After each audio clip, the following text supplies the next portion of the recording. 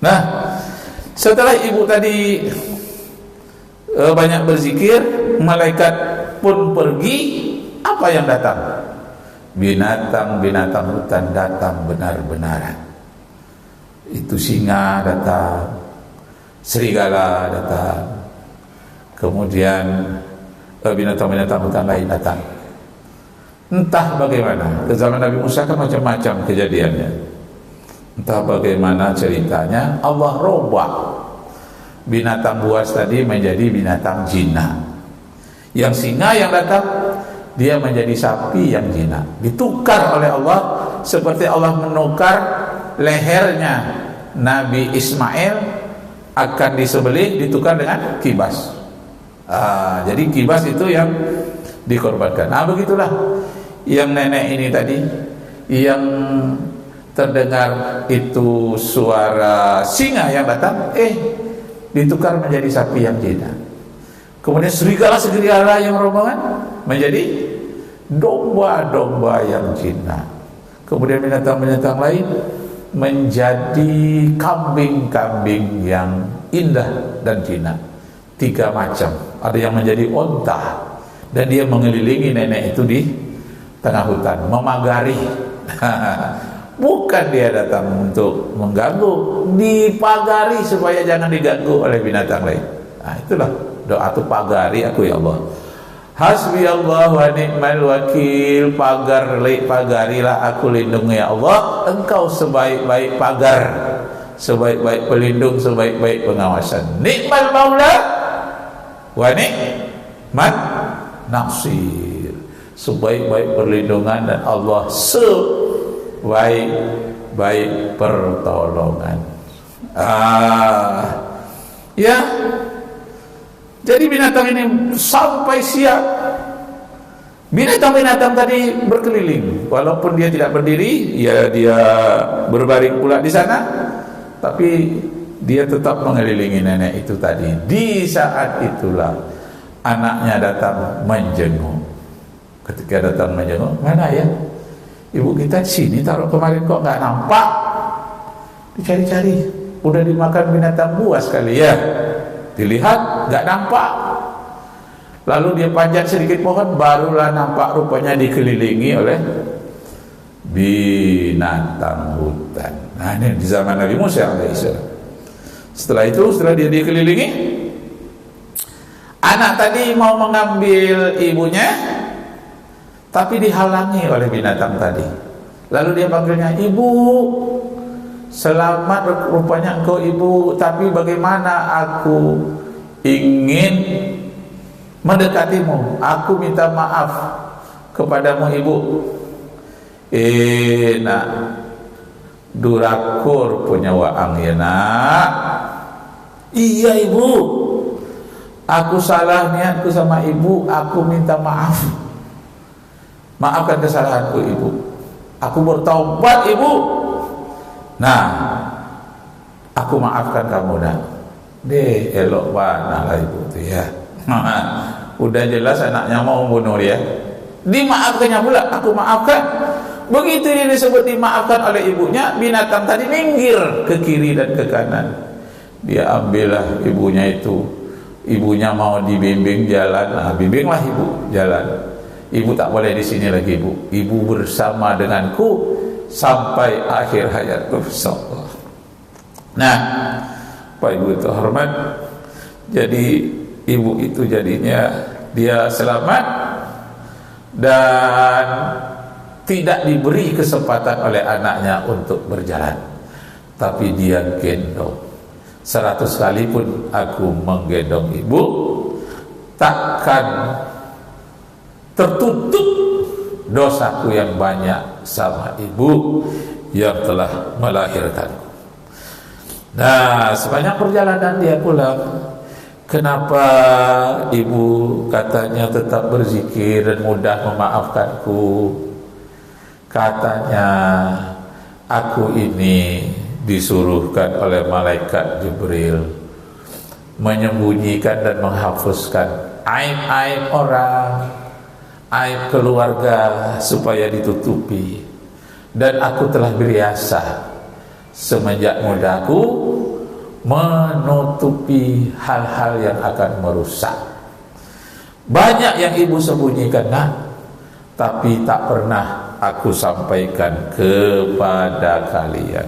Nah, jadi apa yang disembunyikan oleh ibu kepada anaknya? Satu, ibu-ibu itu termasuk ayah juga, itu banyak yang menangis di saat-saat anaknya bergembira. Wah, itu disembunyikannya tuh. Saat anak-anaknya gembira, terima kasih ya Allah, bersyukur. Di saat anaknya bergembira, terutama di hari raya, bergembira anak-anaknya, ibu, ayah dalam hatinya menangis. Tapi dia sembunyikan tangisan itu, tangisan bahagia melihat anak-anaknya sehat, berpendidikan yang baik, mau beribadah. Itu nak, katanya satu yang ibu sembunyikan, tangisan yang disembunyikan.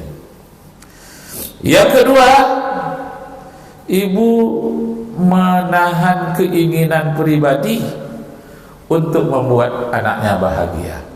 Jadi biarlah ibu ayah tidak dapat apa-apa asal anak bahagia, tapi disembunyikannya. Padahal ibunya sangat menginginkan, ayahnya sangat menginginkan, tapi anak menginginkan juga. Persediaan terbatas, keuangan terbatas.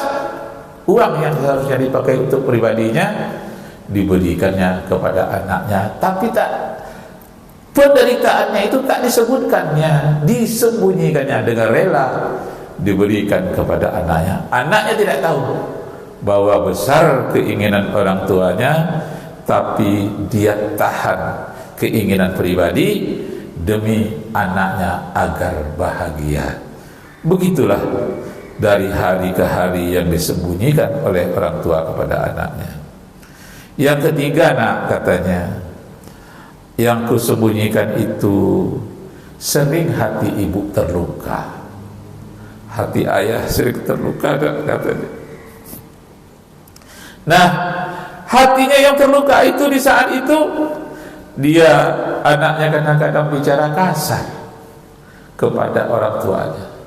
Walaupun bicara kasar disimpan dalam hati ibunya, tidak menjadi dendam, tetap dia maafkan, tetap memaafkan anaknya, karena dia tidak ingin anaknya menderita. Yang keempat, orang tua selalu cemas dan khawatir akan masa depan anaknya, sedangkan anaknya kadang-kadang tak peduli tentang masa depannya. Tidak tahu dia masa yang panjang yang akan depan. Kalaulah diizinkan oleh Allah berumur panjang, tantangan semakin berat. Tetapi anaknya kadang-kadang bermain-main, tidak sungguh-sungguh. Luka di hati ibu, nak, ibu tahankan. Ayahmu juga demikian, untuk masa depanmu sebagai anak-anak kami, katanya. Yang kelima, sang ibu tahu dirinya tak sempurna. Itu tidak ada orang tua itu yang sempurna. Tahu dia, harta yang kurang, pendidikan yang kurang, perhatian kadang-kadang kurang. Ibu tahu dirinya tak sempurna, tapi dia berusaha untuk menjadi yang terbaik. Walaupun tak sempurna, yang terbaiklah yang diberikan kepada anaknya. Itu yang disembunyikan, nak, katanya, yang kamu tidak tahu. Yang keenam, di saat kalian tidur, nak, sang ibu ayah memperhatikan anaknya sambil berdoa, ya Allah, anak-anakku sedang tidur, selamatkanlah dia. Berdoa, Rabbana hablana min azwajina wa zurriyatina qurrata a'yunin waj'alna lil muttaqina imama. Ya Allah, anak-aku yang sedang tidur ini, berikan kesehatan kepada mereka. Hablana min azwajina wa zurriyatina, jadikan anak cucu keturunanku ini ya Allah a'yunin, penyejuk mataku apabila aku memandangnya. Qurrata itu artinya bola mata. Qurrata a'yunin, jadikanlah anak-anakku ini bola mataku, penyejuk mataku apabila aku memandangnya. Qurrata a'yunin waja'alna lil muttaqina imama, jadikanlah anak cucuku ini kelak menjadi pemimpin yang bertakwa, bukan pemimpin yang zalim seperti di Indonesia sekarang ini, negara Konoha katanya. Nah, yang ketujuh, kata si ibu ini, katanya hati kami selalu hancur di saat kalian bersedih. Jadi tidak ingin orang tua itu anak-anaknya bersedih. Kalau anaknya bersedih, anaknya kecewa, hancur di dalam hatinya, tapi dia sembunyikan. Jadi pandai ayah dan ibu kita itu menyembunyikan penderitaannya. Apabila dia melihat kita menderita, hatinya lebih hancur lagi. Janganlah sampai keturunannya menderita. Itu yang ketujuh. Yang kedelapan, ayah ibu sering mengutamakan anaknya dibandingkan dirinya sendiri. Sedikit untuk anak, untuk keturunan, dirinya sendiri kadang-kadang tidak dapat diutamakan, anak-anaknya terlebih dahulu. Yang kesembilan, penderitaan waktu mengandung. Ini ibu-ibu ini, yang ayah waktu kerja membanting tulang berkeringat, kadang-kadang jatuh dari tempat kerjanya, mati di lapangan. Nah, berlain-lain penderitaannya, tapi dia tidak kesal, jatuh, patah kaki atau apa dalam pekerjaan demi keluarga.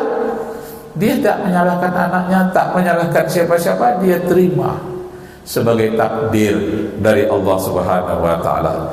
Yang penting dia berusaha sesuai dengan kemampuannya. Nah, jadi penderitaan itu selalu tak diceritakan kepada anaknya dan dia jalani dengan sebaik-baiknya. Itu yang kesembilan. Yang kesepuluh, meskipun berat suatu pekerjaan itu tetap dilakukan pekerjaannya demi cinta kepada anaknya. Nah, begitu rupanya. Demi cintanya dia berkorban.